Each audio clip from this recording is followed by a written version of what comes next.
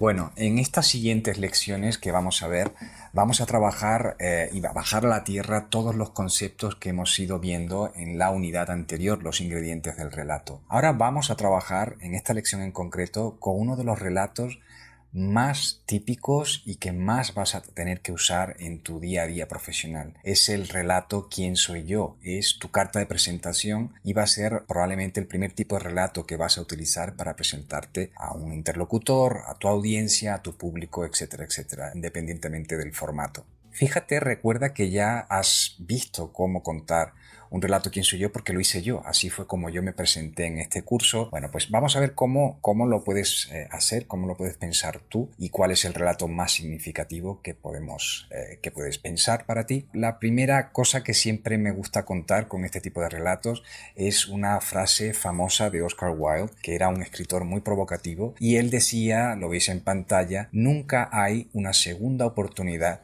para causar una primera impresión. Por eso os decía que el relato ¿Quién soy yo? Pues probablemente es uno de los más importantes y de los que te aconsejo que mejor trabajes en tu elenco de relatos. Vamos a ver el primer consejo, el primer truco para este tipo de relatos es que hagas el relato lo más personal posible. Utiliza detalles concretos de tu propia vida y rehúye de todo lo que son estereotipos profesionales, laborales, títulos, certificados, etcétera, etcétera. Es el momento de conectar como persona con tu público, con tu interlocutor, con tu audiencia. Otro consejo interesante es que debes buscar diferenciación. Piensa cuántas veces te vas a tener que presentar en un coro de personas, en una sala donde a lo mejor hay 10 o 12 personas y alguien te dice, bueno, vamos a hacer por turno una presentación y tienes escasamente a lo mejor medio minuto para presentar quién eres. Lo que no quieres es caer en repetir el mismo tipo de presentación que probablemente tus interlocutores o tu interlocutor ya ha escuchado 3 o 4 veces, porque muchas veces estamos en entornos profesionales donde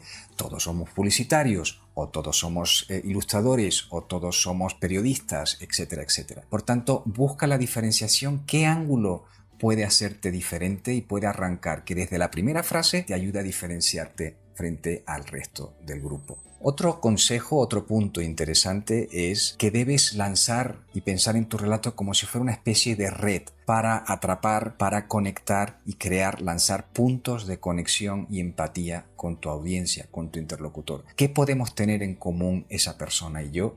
Y cómo este relato de autopresentación inmediatamente puede conectar con esa persona. Esa persona sé que tiene mascotas. A lo mejor yo puedo arrancar haciendo una presentación que incluye una mascota y que haya un punto de identificación. O esa persona también sé que fue hermano mayor, pues puedes presentarte diciendo fui el hermano mayor de una familia que nació en Jerez, etcétera, etcétera. Es lanzar esos puntos de conexión y empatía que van a ser claves para generar esa diferenciación. Otro consejo que te puedo ofrecer es que primero intentes conectar como persona y solo después como profesional. Muchas veces nos lanzamos directamente a hablar del asunto profesional que nos trae y nos olvidamos que las conexiones y la credibilidad y la presentación primero debe estar orientado hacia esa conexión personal y a entenderte a ti como persona, y luego, una vez que hay una conexión humana, entonces entran factores más racionales de conexiones profesionales. Por tanto, primero haz hincapié en esos detalles que van a ilustrar, a iluminar áreas de tu forma de ser, de tu personalidad, y luego, posteriori, cuando ya estés totalmente seguro o segura de que tu audiencia ha conectado con esos aspectos más humanos, puedes pasar a aspectos profesionales. Vamos a ver el primer ejemplo de esta lección. Es Barack Obama, recuerda, uno de mis ídolos, uno de mis grandes maestros, y es el primer discurso en el Congreso Democrático del 2004. Prácticamente nadie conocía al hasta entonces previamente senador Barack Obama, y solamente la gente de Illinois conocía relativamente su figura, su personaje, su historia multicultural, y por tanto es la primera vez que él se presenta a todo el partido como un potencial futuro líder del partido, y da unas claves muy personales para presentarse como potencial candidato a una audiencia que en aquel caso era masiva, miles y miles de personas y pues probablemente millones de medios de comunicación siguiendo su discurso. Vamos a verlo. For the privilege of addressing this convention. Tonight is a particular honor for me because, let's face it, my presence on this stage is pretty unlikely. My father was a foreign student, born and raised in a small village in Kenya. He grew up herding goats, went to school in a tin roof shack. His father, my grandfather, was a cook, a domestic servant to the British. But my grandfather had larger dreams for his son. Through hard work and perseverance, my father got a scholarship to study in a magical place, America, that shone as a beacon of freedom and opportunity to so many who had come before. While studying here, my father met my mother. She was born in a town on the other side of the world, in Kansas.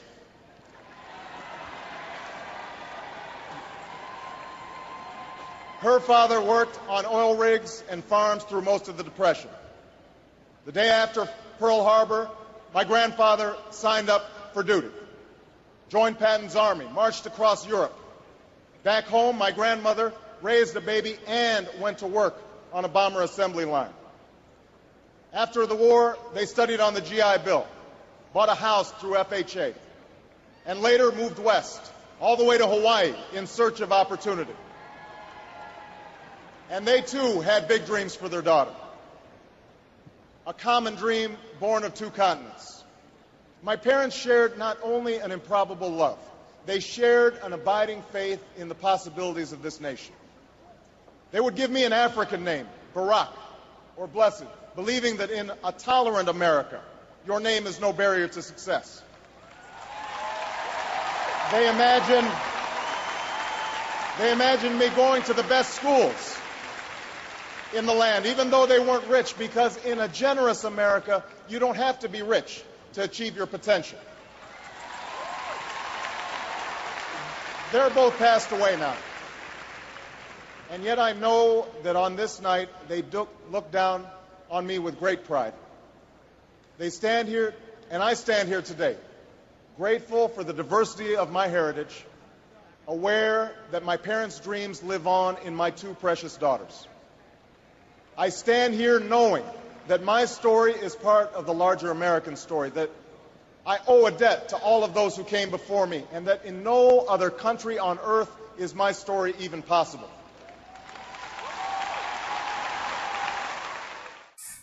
Bueno, los aprendizajes de este relato, de este discurso muy personal de Barack Obama son los siguientes. El primero, fijaos cómo la primera frase que él lanza después de agradecer la oportunidad de acercarse al podio es decir algo que claramente incrementa la tensión desde el primer momento. Él dice, mi presencia en este podio es bastante atípica. Y todo el mundo que tiene la cultura estadounidense piensa, es verdad, un afroamericano en este podio y elegido como una persona que va a presentar el candidato realmente sí que es atípico, así que él arranca casi en media res con un conflicto. No me estabais esperando aquí en este lugar, en este momento, ¿verdad? Lo segundo es un conflicto de relación con la cultura blanca en Estados Unidos, donde él va a contar quién es él en clave de historia familiar, de sus vínculos familiares, donde él habla de que su padre era extranjero, era alguien que emigra a la universidad en Hawái, como luego su madre era una mamá blanca, como hay una combinación y eso marca su vida, como él no siempre tenía o estaba reconciliado al 100% con ese origen multicultural, como él habla de la extracción humilde tanto de su padre como de su abuelo, que en un momento dado era alguien que era auxiliar de las personas que trabajaban, de los funcionarios británicos, y cómo él tiene un nombre africano, Barack, bendecido en inglés, que él entiende que no va a ser una barrera para su vida en Estados Unidos. Aquí hay claramente casi una ironía, porque sabemos que el nombre africano Barack fue una de las grandes impedimentos, polémicas, conflictos de su propia candidatura. Ya desde arranque, ese quién soy yo es un quién soy yo que tiene un nombre tremendamente atípico y que suena extranjero en Estados Unidos. Luego, claramente él elabora toda su campaña y todo su relato de presentación ante el Partido Demócrata de esa manera, con ese conflicto de relación. Y interesante también que prestéis atención a cuál es el sentido final, por qué él ha hecho esa presentación "¿Quién soy yo?" tan personal, basada en la historia de su origen multicultural. Él dice: porque mi historia es parte de la historia de Estados Unidos. Y él dice: en ningún país del mundo mi historia hubiera sido posible. Es decir, que su relato "¿Quién soy yo?", además de ser personal, además de estar basado en conflictos de relación, él termina diciendo: soy en realidad la encarnación de ese Estados Unidos que todos los demócratas amáis, que es ese Estados Unidos que no discrimina a las personas por su color, que no discrimina a las personas por sus nombres. Bueno, él es la encarnación en realidad de esos valores democráticos, y la totalidad de ese relato que hemos visto, que presenta puntos de conexión y empatía, presenta una diferenciación altísima frente a los otros oradores que se han ido turnando para hacer los distintos discursos. Él logra al final del todo transmitir el sentido vital y cerrar diciendo: esto que soy yo, ¿quién soy yo?, en realidad soy fruto de ese Estados Unidos que vosotros amáis, que es la visión democrática multicultural de este país. El segundo relato, "¿Quién soy yo?", es de un autor de cómic y dibujante que hemos mencionado y que es una de mis referencias, el italiano Milo Manara. Es un relato que tiene una clave que es muy interesante. Vais a ver cómo él se ríe de sí mismo y él se ríe de su éxito. Para los que no lo conozcáis, es un dibujante que se hace famoso por su cómic erótico y en concreto por el dibujo de mujeres,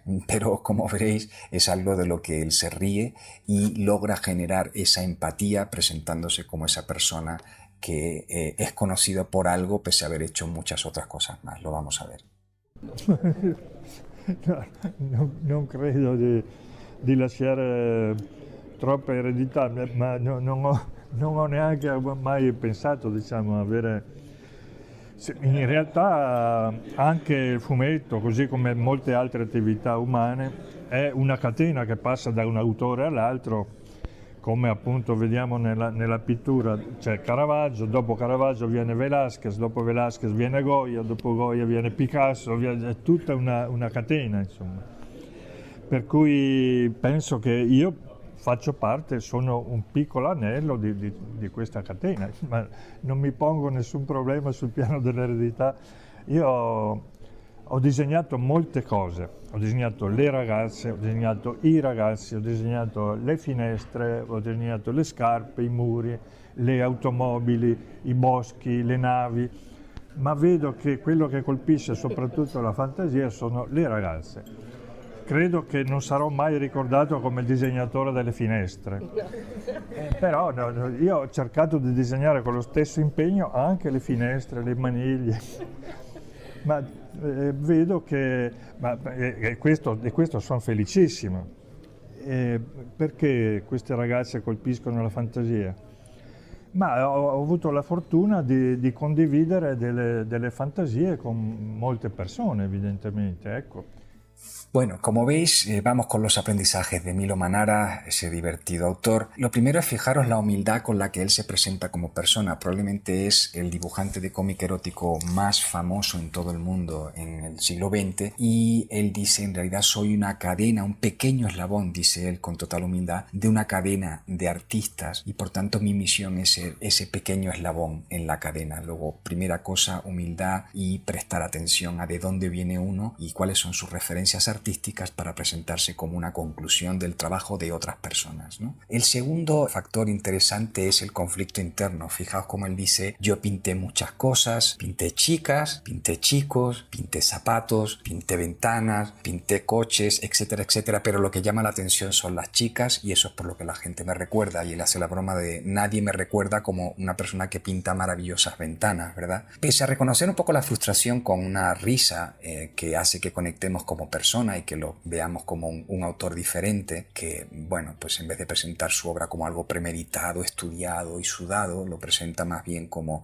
una consecuencia normal de un eslabón de otros profesionales. Una cosa que es interesante es que él dice: estoy felicísimo y agradecidísimo de ser esa persona y de que me recordéis como el gran dibujante del cómic erótico y que tengáis esas mujeres imaginarias en la cabeza. Y termina y cierra su relato de presentación "¿Quién soy yo?" He tenido tenido la enorme fortuna de compartir las mismas fantasías con muchas otras personas en el mundo. Y con eso él cierra quién es y de nuevo establece otro punto en común de conexión. Es decir, hay otras muchas personas que tienen esas fantasías con ese tipo de dibujos. Yo las he tenido y estoy agradecido de haber sido de alguna manera víctima de este malentendido y que la gente solo recuerde una faceta pequeñísima de mi obra. Como veis, Milo Manara, relato ¿Quién soy yo?, lo vais a utilizar muchísimo. Bueno, y ahora que tienes las claves de cómo construir un relato ¿Quién soy yo?, recuérdalo, toma notas cada vez que tengas algo que te recuerde o que establezca estos puntos de empatía con tu audiencia. Escríbelos, te recomiendo recopilarlos en una pequeña agenda y escribirlos antes que contarlos o recordarlos de memoria. Escribirlos y hacer esos apuntes te va a servir para volver a ellos y a lo mejor modificar distintas versiones de ese relato ¿Quién soy yo?, en función de la audiencia o el interlocutor o interlocutora que tengas delante. Después del relato ¿Quién soy yo?, el segundo tipo de relato de uso frecuente que vamos a ver es el relato ¿para qué estoy aquí?